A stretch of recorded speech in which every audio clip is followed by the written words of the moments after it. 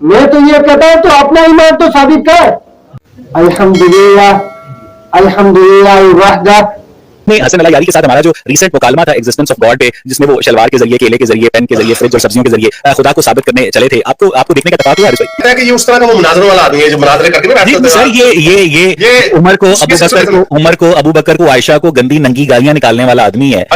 یہ مولا علی کو وہ چنے کے پیڑ کے اوپر چڑھاتا ہے. تو یہ ہمارا کام تو 87% یہ کرتا ہے. یہ ہمارا کام تو 87% یہ کرتا ہے. یہ ہمارا کام تو 87% یہ کرتا ہے. 87% سنی اسلام کو تو غلط یہ ثابت کرتا ہے. تو جی تو سنا سامعین آپ نے کہ اویس اقبال نے کہا ہے کہ 80% جو مرید ایک وہ یہ کہتا ہے کہ حسن عیار یہ ہمارے یہ کام کر رہا ہے. حالانکہ یہ اویس اقبال جو کہ ایک مرید ہے وہ یہ کہنا چاہتا ہے کہ حسن عیار 80% ہمارے کام کر رہا ہے. اور وہ ایک مرید قرآن کو نہیں مانتا ہے اور مسلمانوں کے دلوں میں یہ شکوک و شبہات پیدا کرنا چاہتا ہے اویس اقبال.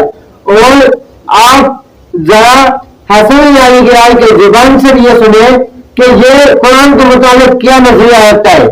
اور الفاظ قرآن جہاں تک تعلق ہے، مسلمان لاکھ کہہ دیں کہ الفاظ قرآن محفوظ ہیں، دلیل ان کے پاس کچھ بھی نہیں. ٹھیک ہے نا؟ ادعا کرنے سے، کلیم کرنے سے کوئی حق ثابت نہیں ہوتا. تو اہل بیت علیہ السلام نے کبھی تسلیم نہیں کیا کہ یہ قرآن کامل ہے. اہل بیت علیہ السلام کے احادیث اس مسئلے میں بہت زیادہ ہیں. قرآن میں کمی کی گئی ہے. کہاں پہ کمی کی گئی؟ 2 مقامات پر. وہاں اس مقامات پر جہاں پہ اہل بیت علیہ السلام کے فضائل اور ان کے مقامات اور ان کے اسماء مبارکت ہے. جہاں پہ اہل بیت علیہ السلام کے فضائل اور ان کے مقامات اور ان کے اسماء مبارکت ہے، صحیح، ان کو ان لوگوں نے حذف کر دیا.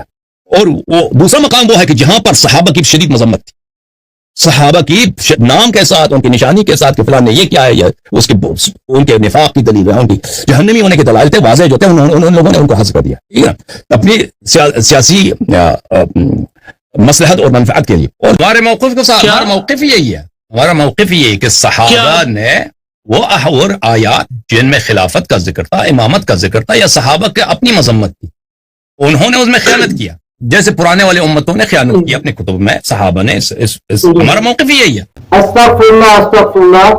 تو آپ نے جیسا کہ حسن عیار سے بھی سنا کہ وہ یہ کہتا ہے کہ قرآن میں جو الفاظ ہے محفوظ نہیں ہے، قرآن پاک میں محفوظ نہیں ہے.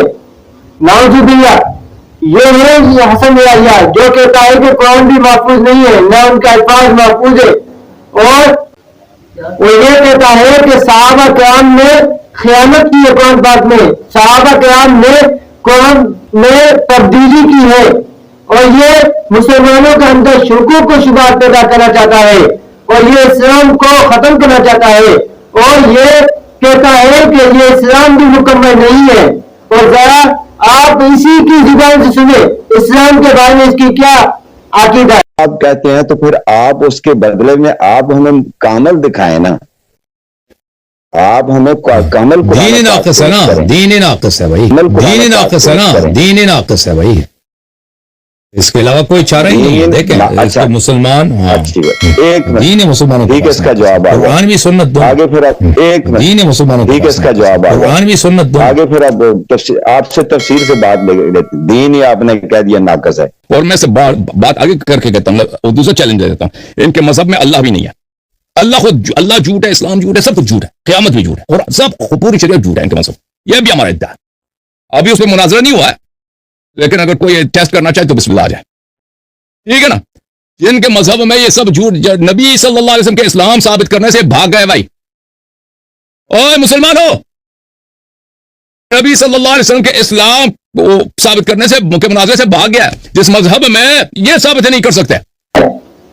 استغفر اللہ استغفر اللہ. جیسا کہ حسن عیار نے کہا ہے کہ یہ قرآن بھی ناقص ہے، یہ سنت بھی ناقص ہے، اور یہاں تک کہتا ہے نعوذ باللہ ان کے پاس جو کچھ ہے یہ بھی ناقص ہے. یہ کہتا ہے کہ نبی علیہ السلام جو اسلام لے کے آتی ہے سب جھوٹ ہے. نعوذ باللہ یہ عقیدہ رکھتا ہے حسن عیار. اور یہ اویس اقبال کہتا ہے کہ یہ 80% ہماری یہ کام کرائے. حالانکہ مسلمانوں کے اندر شکوک و شبہات پیدا کرنا چاہتا ہے، جو عام مسلمان ہے ان کو گمراہ کرنا چاہتا ہے. یہی تو اویس اقبال حسن عیار کے مطابق کہتا ہے کہ یہ ہماری یہ کام کر رہا ہے. کیسے حسن عیار کہتا ہے کہ صحابہ کرام بالخصوص ابو بکر صدیق کے ایمان کے بھی قائل نہیں ہے، اور یہ کہتا ہے کہ یہ سب جھوٹ ہے، اور یہ زیادہ تر حضرت ابو بکر حضرت عمر کے ایمان کا بھی قائل نہیں ہے، اور باقی صحابہ کو بھی نہیں مانتا ہے. ذرا اسی کی زبان سے یہ بھی سنے. ہم ابو بکر عمر کا اسلام ثابت کرو. میں اپنا نام، میرا نام حسن اللہ یاری ہے، میں چینج کروں گا اس کا نام رکھ دوں گا غلام یزید، غلام عمر، غلام عائشہ. تم استغفر اللہ. یہ کس طریقے کے نظریات اور عقیدات رکھتا ہے کہ جو صحابہ کرام کے بارے میں یہ چیلنج کہتا ہے کہ حضرت ابو بکر کا ایمان ثابت کرے، حضرت عمر کا ایمان ثابت کرے. میں تو یہ کہتا ہوں تو اپنا ایمان تو ثابت کر، تیرا ایمان ہے یا نہیں ہے. ان کے بارے میں تو بعد میں بات ہو تو چلے گی دنیا سے، پہلے تو اپنا ایمان ثابت کر، تیرا ایمان ہے یا نہیں. اویس اقبال کہہ رہا ہے مجید کہ حسن یاری ہماری یہ کام کر رہا ہے جو قرآن کو نہیں مانتا، جو اسلام کو نہیں مانتا، جو صحابہ کرام کو نہیں مانتا، جو نبی کو نہیں مانتا ہے. زیادہ آتا ہے یہ اہل بیت کے ساتھ بھی مخلص نہیں ہے. جو اہل بیت کے ساتھ محبت ہونے کا دعویٰ کرتے ہیں ان کا اہل بیت کے ساتھ بھی مخلص ہونا نہیں ہے. اللہ کا ہمارا ایمان ہے، ہم ایمان کا حصہ سمجھتے ہیں کہ بیت ہماری یہ محبت ہے، اہل بیت پر ہم ایمان رکھتے ہیں. حسن یاری کی زبان سے سنیں یہ اہل بیت کے بارے میں کیا نظریہ اور عقیدہ رکھتے ہیں. بلا شک یہ جن لوگوں نے امامت کا زیدی جو امام اسماعیلی امامین کے متعلق ائمہ اطہار علیہ السلام کے احادیث ہیں، شیعہ ان سے پوچھتے تھے کہ اگر کوئی امام نہیں ہے اور وہ امامت کا ادعا کرتا ہے، منصوص من اللہ امام، وہ امامت کا ادعا کرتا ہے، اس کا کیا حکم ہے؟ تو ائمہ اطہار علیہ السلام فرماتے کہ وہ مرتد ہے، کافر ہے. اور پوچھتے تھے اگر وہ علوی اور فاطمی ہو تو کیا؟ تو فرماتے تھے علوی فاطمی بھی ہو تو وہ کافر مرتد ہے. علوی اور فاطمی ہو تو کیا؟ تو فرماتے تھے علوی فاطمی بھی ہو تو وہ کافر مرتد ہے. یہ احادیث ان کا وجہ صدور کیا ہے؟ ان کا وجہ صدور خود ائمہ اطہار علیہ السلام کے اولاد ہیں. ٹھیک ہے نا؟ ان ائمہ اطہار علیہ السلام کے بائی ائمہ اطہار علیہ السلام کے کزنز ہیں جو جھوٹے امامت کا ادعا کرتے تھے، تو ان کے متعلق ارتداد کا فتویٰ خود ائمہ علیہ السلام نے دی ہے. جی بالکل. ان ائمہ اطہار علیہ السلام کے بائی ائمہ اطہار علیہ السلام کے کزنز ہیں جو جھوٹے امامت کا ادعا کرتے تھے، تو ان کے متعلق ارتداد کا فتویٰ خود ائمہ علیہ السلام نے دی ہے. جی بالکل. یہ کتاب ہے تشریف بالمنن فی التعریف بالفتن المعروف بالملاحم والفتن، تالیف سید ابن طاووس، چاپ مؤسسۃ صاحب الامر علیہ السلام. یہ اصفہان میں کتاب چھپی ہے، سید ابن طاووس کی کتاب ہے. اچھا، یہ صفحہ نمبر 248 میں یہ حدیث ہے، حدیث نمبر 362 میں. حدیث کچھ طویل ہے. امیر المؤمنین علیہ السلام فرماتے ہیں وَإِيَّاكُمُ الدَّجَّالِينَ مِنْ وَلْدِ فَاطِمَةَ فَإِنَّ مِنْ وَلْدِ فَاطِمَةَ دَجَّالِينَ. برحذر رہو وہ دجال جو حضرت زہرا سلام اللہ علیہا کے نسل سے ہوں گے. حضرت زہرا سلام اللہ علیہ کے نسل سے دجالین، ایک نہیں شیاطین، دجالین آئیں گے، دجالین آئیں گے. ٹھیک ہے نا؟ تو بہرحال سامعین آپ نے دیکھا ہے کہ حسن یاری کے بارے میں بھی اور اویس اقبال اس کی تعریف کر رہا ہے جو کہتا ہے کہ یہ ہماری یہ کام کرے 80%، حالانکہ یہ اسلام کو بھی نہیں مانے، ایک چیز کو بھی نہیں مانتا ہے. اسی لیے تو یہ کہتا ہے اویس اقبال یہ ہماری یہ کام کرائے، حالانکہ یہ مجید ہے اور یہ زندگی ہے. آپ سامعین خود بولے، خود بتائے کہ یہ سچ بول رہے ہیں، کیا ہمارا نظریہ ان کے بارے میں صحیح ہے یا غلط ہے؟ آپ خود یہ فیصلہ کریں کہ یہ قرآن کو ماننا نہیں ہے اور اسلام کو نہیں مانتا، یا اہل بیت کے ساتھ ان کی محبت نہیں ہے، اہل بیت کے ساتھ ان کی گستاخی ہے. تو آپ خود بتائیں ان کے بارے میں کیا سوچیں. میرے پاس یہ کتاب ہے، یہ کتاب ہے روضۃ الکافی، اس میں یہ کافی ہے، اس کی جلد نمبر 8 ہے، صفحہ نمبر 268 ہے.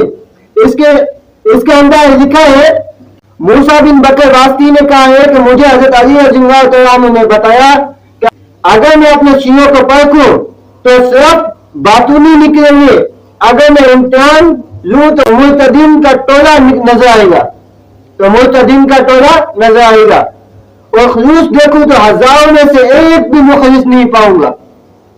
حضرت علی رضی اللہ تعالیٰ عنہ نے فرمایا کہ اگر میں ان کو مخلص دیکھوں اور ان کے اندر ایمان دیکھوں تو ایک کے اندر بھی ایمان نہیں ہوگا، اگر ان کا امتحان لوں تو سب مرتد ہوں گے.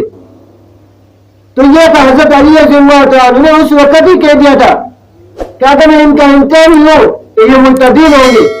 تو سامعین میں آپ سے یہ کہتا ہوں کہ آپ خود بتائیں کہ ان کے بارے میں کہ یہ صحیح ہے یا غلط ہے.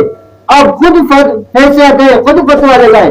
یہ میں آپ کے سامنے رکھ دیا ہے، آپ خود بتائیں.